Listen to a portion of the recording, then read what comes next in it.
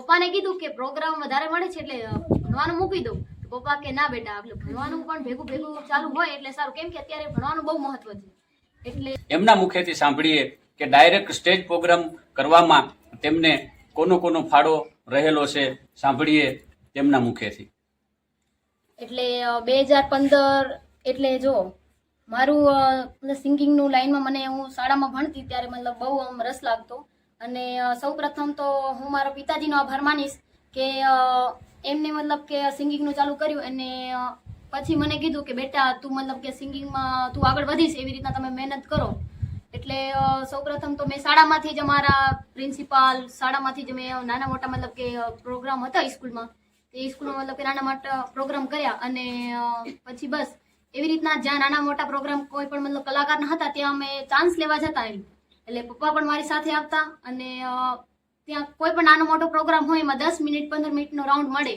એવી રીતના પછી નાના મોટા એટલે સૌ પ્રથમ સ્ટેજ પ્રોગ્રામ નખત્રાણામાં મેળવ્યો હતો અને ખૂબ લોકોએ એ પ્રોગ્રામમાં મતલબ મોજ માણી હતી. અને આજથી બહુ મતલબ કે નાના મોટા ઘણા બધા સ્ટેજ પ્રોગ્રામો કરેલા છે અને મારા પરિવારના સપોર્ટથી હું અહીંયા સુધી આવી છું. તેમનો હું દિલથી ખૂબ ખૂબ આભાર માનું છું. કે હું તમને મતલબ કે હું મેં ગયેલી એટલે તમે છેલ્લે 10-15 મિનિટમાં રાઉન્ડ લેજો, સારું. એટલે જે કલાકાર હતા એનાથી પણ મને એવું લાગે છે કે મેં એમનાથી વધારે પ્રગતિ કરી અને એમાં ખૂબ મજા આવી. અને ઘણા લોકો એ પ્રોગ્રામને મોજ લીધી હતી અને મને પણ એ પ્રોગ્રામમાં ખૂબ જ મજા આવી. અને ત્યાંથી હા, અને ત્યાંથી મતલબ કે બહુ સારા પ્રોગ્રામો મળ્યા છે મારી માં ખોડાલ અને શક્તિમાની દયાથી.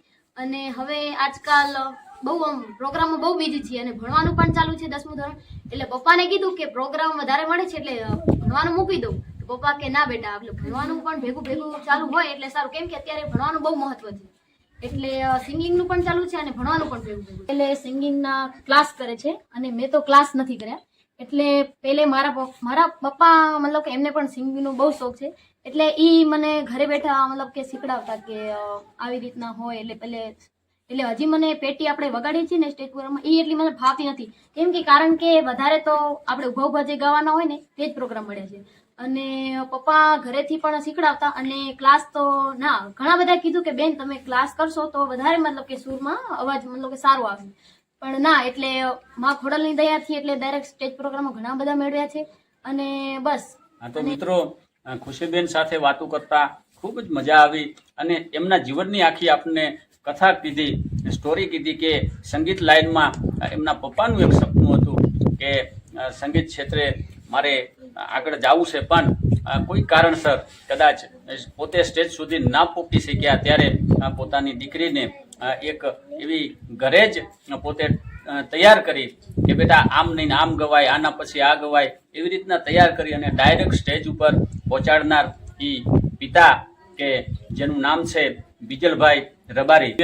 અમારા દર્શક મિત્રોને આપણા વાગડનું જે લોકસંગીત છે, વાગડનું જે એમ કહેવાય કે દેશી રાહડા છે કે લોકગીત આપને જે અનુકૂળ લાગે, આપણા વાગડની ધરતીના ઇતિહાસને, આપણી વાગડની સંસ્કૃતિને ઉજાગર કરતું કોઈ એવું ગીત, કોઈ એવો રાહડો અમારા દર્શક મિત્રોને સંભળાવો. હે વાગડ વાગડ શું કરો, વાગડમાં મારો જીવ છે. વાગડ વાગડ શું કરો, વાગડમાં મારો જીવ છે. શેરીઓ રમતો ને રાહડા હું ગાતો, શેરીઓ રમતો ને રાહડા હું ગાતો. વાગડ વાગડ શું કરો, વાગડમાં મારો જીવ છે. વાગડ વાગડ શું કરો, વાગડમાં મારો જીવ.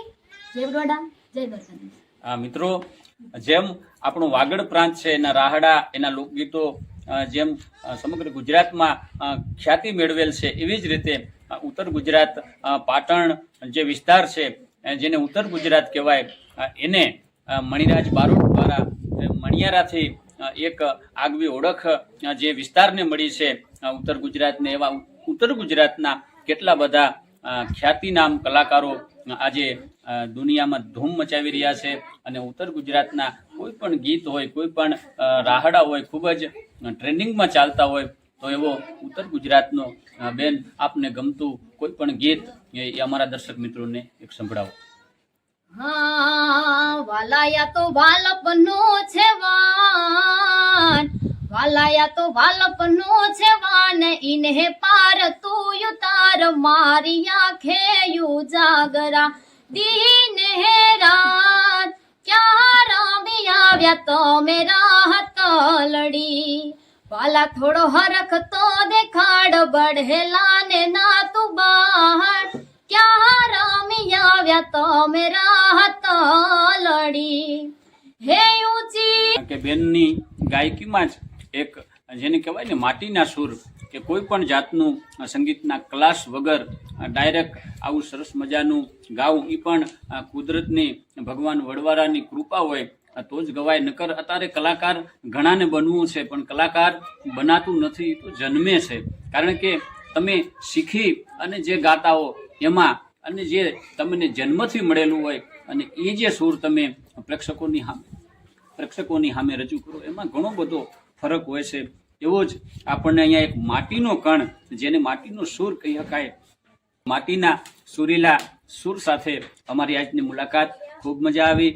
બેન, તમારો ખૂબ ખૂબ આભાર કે તમે તમારો આવો કિંમતી સમય ફાળવી અને અમારી સાથે આજની અમારા યુટ્યુબ ચેનલમાં મુલાકાત કરી. અમારા દર્શક મિત્રોનો પણ બધાનો ખૂબ ખૂબ આભાર કે અમારા વિડીયોના અંત સુધી જોડાયા. આપની લોક ગાયિકા ખુશીબેન રબારીને જણાવતા ખૂબ જ આનંદ થઈ રહ્યો છે કે શિવ સ્ટુડિયો ચોરડ તે ચેનલને લાઈક, શેર અને સબસ્ક્રાઇબ કરો અને